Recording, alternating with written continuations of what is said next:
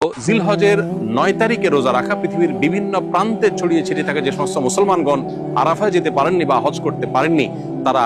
জিলহজের ৯ তারিখে যদি রোজা রাখেন, নবী করিম সাল্লাল্লাহু আলাইহি সাল্লামের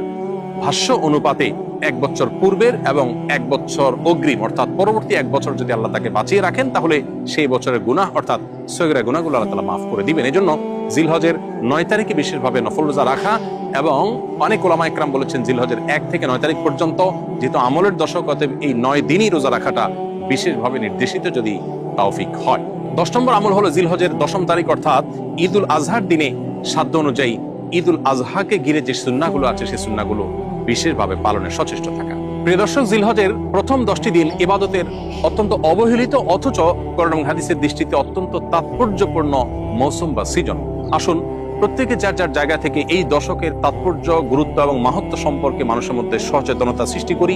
মানুষের মধ্যে জানাশোনাটা বাড়ানোর চেষ্টা করি, এবং সেই সাথে